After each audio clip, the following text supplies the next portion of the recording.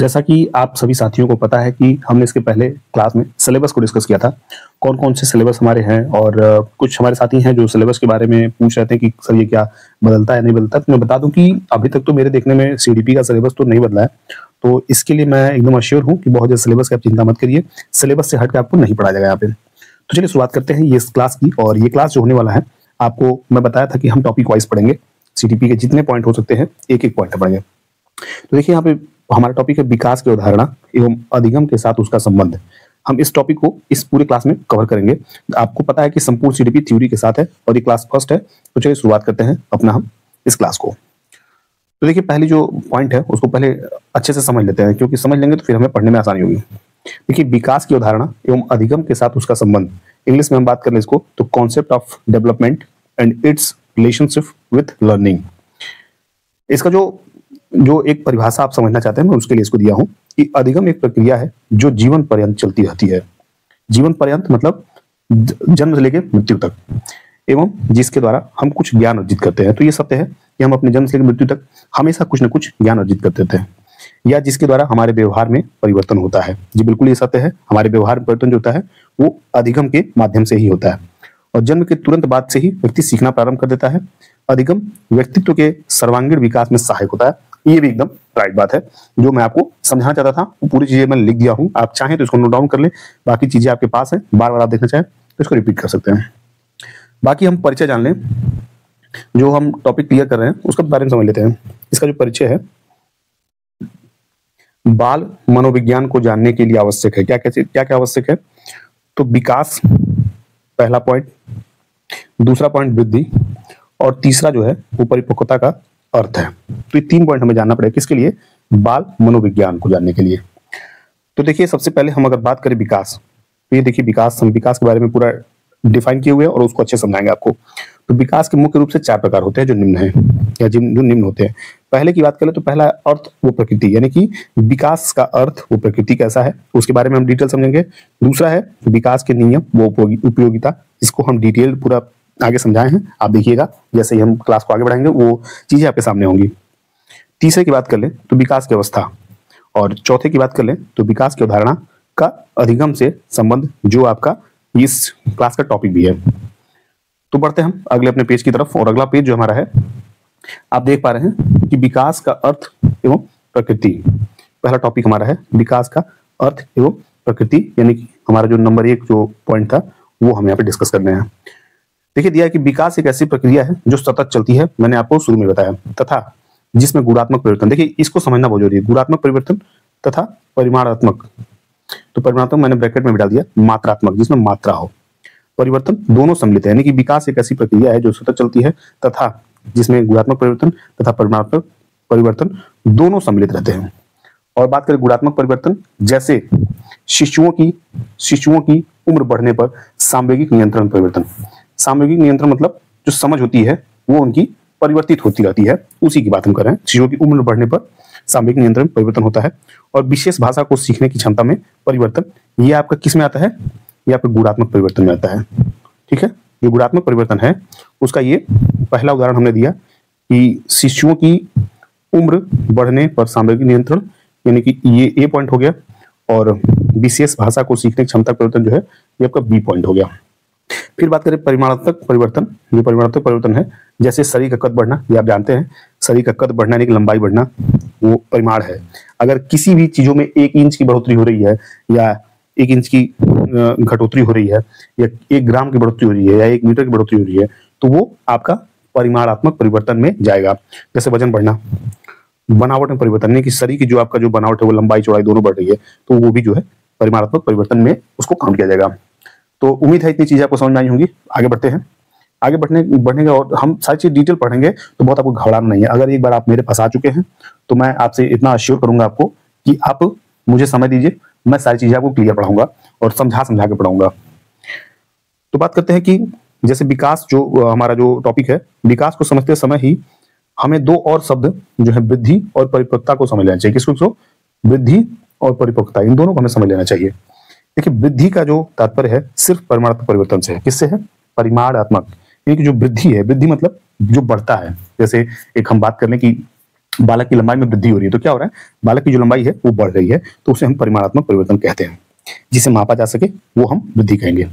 जैसे बालक की ऊंचाई वो भार में वृद्धि। अब देखिए यहाँ भी आ गया, बालक की ऊंचाई वो भार में वृद्धि, ये किसमें आ जाएगा, परिमाणात्मक परिवर्तन में। बात करें परिपक्वता का तात्पर्य एक ऐसी अवस्था से है, किससे, परिपक्वता का तात्पर्य एक ऐसी अवस्था से है जो आंतरिक अभिवृद्धि यानी कि जो इंटरनल जो चेंजेस होते हैं उसकी बात कर रहा है, तथा अनुवांशिक रूप से स्वतः निर्धारित तथ्यों द्वारा निर्देशित होता है। जो परिपक्वता होती है, इनको आप इंग्लिश में मैच्योरिटी भी बोलते हैं, उसे वो आंतरिक अभिवृद्धि होती है, यानी कि जो भी वो चेंजेस होते हैं वो इंटरनल तथा अनुवांशिक यानी कि पीढ़ी दर पीढ़ी जो पीढ़ी से हमें सीखने को मिलता है वो स्वतः निर्धारित तथ्यों द्वारा निर्देशित होता है, एवं जिस पर प्रशिक्षण का कोई प्रभाव नहीं पड़ता है। तो ये आप जानते हैं, बिल्कुल जानते हैं कि जो अनुवांशिक चीजें हैं उस पर प्रशिक्षण का प्रभाव नहीं पड़ेगा, और जो इंटरनल चेंजेस आपके हैं उस पर भी आपका बहुत प्रशिक्षण का प्रभाव नहीं पड़ता है। उदाहरण के लिए बात करें तो बच्चों का खिसकना, जो बच्चे मतलब छोटे होते हैं, पैदा होने के तुरंत बाद जैसे 5-6 महीने बाद जो खिसकते हैं, वो इनके आंतरिक अभिवृद्धि है, घुटने के बल चलना, खड़ा होना, दौड़ना आदि। अब बात करें तो इनमें कुछ मुख्य रूप से जो टॉपिक है उसको मैं डिस्कस कर लेता हूँ। ए नंबर पे अगर बात करें हम, तो विकास की प्रक्रिया गर्भधारण से लेकर मृत्यु तक होती है, इसको आप जानना जरूरी है और समझ लीजिए फिलहाल। बी की बात करें तो विकास बहुआयामी व प्रासंगिक होता है। क्या होता है, बहुआयामी व प्रासंगिक होता है। सी की बात करें तो विकास की गति व्यक्तिगत अंतर से प्रभावित होती है। ये देखिए, ये इंपॉर्टेंट है, विकास की जो गति है व्यक्तिगत अंतर से प्रभावित होती है, ये सत्य है, तो इसको भी आपको जानना जरूरी है। डी की बात करें तो विकास की प्रक्रिया सिर से पैरों की ओर बढ़ती है। इधर से सिर से पैरों की ओर बढ़ती है, जबकि मानसिक क्षेत्र में वह मूर्त से अमूर्त की ओर। मूर्त आप मूर्त से समझिएगा, जिसको आप छू सकते हैं, महसूस कर सकते हैं, उसको आप मूर्त कहते हैं, मूर्त से अमूर्त की तरफ। ठीक है। और जैसे छोटे बच्चे क्या होते हैं, कुछ चीजें टच करके समझते हैं, और वही बड़े होने पे क्या होता है, वो देखने से ही समझ जाते हैं कि नहीं ये चीजें ये है। और ई की बात कर लें तो विकास सामान्य अनुक्रिया से विशिष्ट अनुक्रिया की ओर होती है।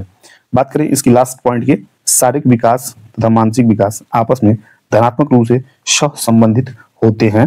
ये आप इसको क्लियर नोट डाउन करते चलिएगा, अगर समझना है तो 1-2 बार क्लास को और देख लीजिएगा, मुझे कोई दिक्कत नहीं है समझाने में।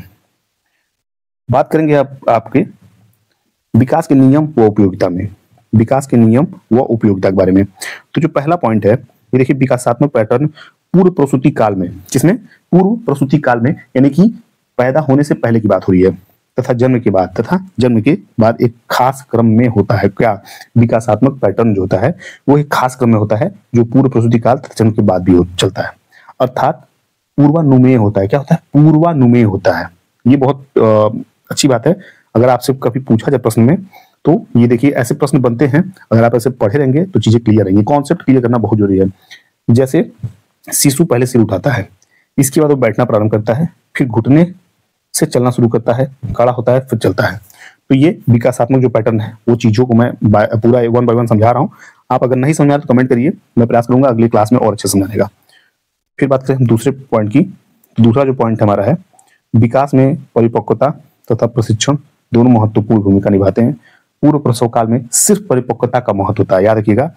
पूछा जाए कि पूर्व प्रसव काल में किसका महत्व होता है, तो सिर्फ परिपक्वता का महत्व होता है। इसको आपको जानना बहुत जरूरी है, यानी कि प्रशिक्षण का महत्व पूर्व प्रसव काल में नहीं होता है। तीसरे की बात करें, विकासात्मक पैटर्न हालांकि एक समान होता है, फिर भी प्रत्येक बालक में विकास अपने ढंग से तथा भिन्न भिन्न रफ्तार से होता है, ये भी सत्य है। हम बात कर लें चौथे की, यहाँ 4 नंबर टॉपिक है, विकास में पर्यावरणीय कारक भी महत्वपूर्ण भूमिका निभाते हैं।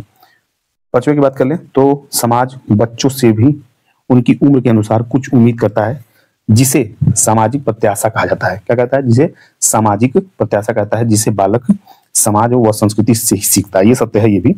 और बात करें छठे पॉइंट की, तो विकास के नियम अर्थात विकास के पैटर्न की जानकारी यदि माता पिता व शिक्षक को हो तो दोनों के लिए फायदेमंद होती है। ये बहुत इंपॉर्टेंट बात है कि विकास के नियम अर्थात विकास के पैटर्न की जानकारी अगर माता पिता को तो होना आवश्यक है, क्योंकि मान लीजिए शिक्षक को तो मान के चलिए कि मैं मानता हूं कि 80% शिक्षकों को ये पता है, लेकिन माता पिता को पता होना आवश्यक है, क्योंकि बच्चा 5 घंटे 6 घंटे स्कूल में रहता है, बाकी 18 घंटे जो होता है वो घर पे ही होता है। तो उसके लिए माता पिता का रोल बहुत जरूरी है, और उनको ये विकास का जो पैटर्न है वो जानना चाहिए।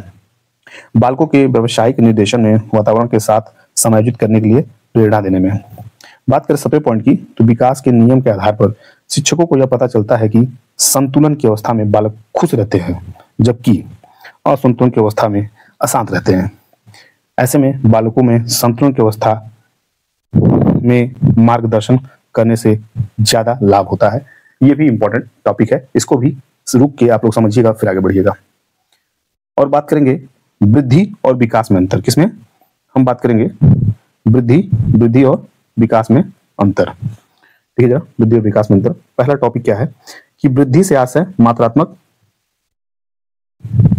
जी बिल्कुल सही है, वृद्धि से आशय मात्रात्मक तथा परिमाणात्मक परिवर्तन से है, जबकि विकास से आशय परिमाणात्मक के साथ साथ गुणात्मक परिवर्तन से है। दूसरे की बात करें तो वृद्धि से आशय समानतः शारीरिक परिवर्तन से है, जबकि विकास से आशय शरीर के विभिन्न शारीरिक, मानसिक तथा व्यवहारिक संगठन से है।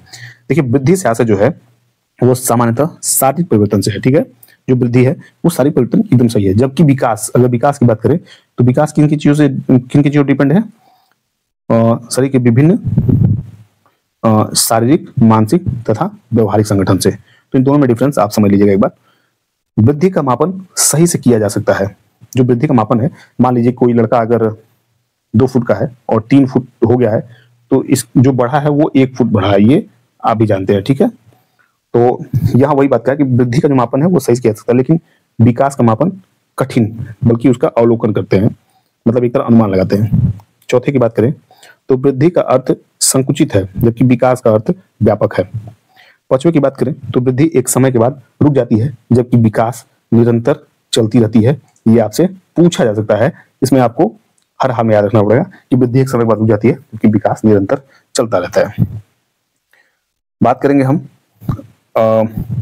ये भी टॉपिक थोड़ा इंपॉर्टेंट है, मैं सोचा आपसे डिस्कस कर दूं, क्योंकि कुछ चीजें थी जो डिस्कस करना जरूरी था आप लोगों से।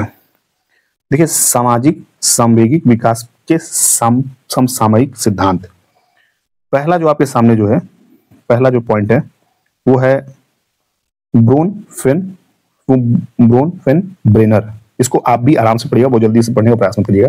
ब्रोन-फेन-ब्रेनर का पारिस्थितिकी परक सिद्धांत, यानी कि इकोलॉजी थ्योरी, इसे जैविक मॉडल कहते हैं। क्या कहते हैं? और देखिए मैंने इसको साफ साफ ब्रैकेट में दिया है कि जो सीटेट के लिए उपयोगी नहीं है, तो इसको आपको, इस टॉपिक को नहीं पढ़ना है। मैं इसलिए खास कर बताया हूं कि कौन चीज नहीं पढ़ना है ये मैं बताऊंगा, कौन चीज पढ़नी वो भी बताऊंगा। तो आपको सेकंड पढ़ना है इरिक्शन का मनोसामाजिक सिद्धांत, यानी कि इरिक्शन साइकोलॉजिकल थ्योरी। ठीक है, इरिक्शन साइकोलॉजिकल थ्योरी। तो इरिक्शन का जो मनोसामाजिक सिद्धांत है, इरिक्शन ने अपने मनोसामाजिक सिद्धांत में व्यक्तिगत, सांवेगिक, सांस्कृतिक तथा सामाजिक विकास को समन्वित किया है। क्या किया है?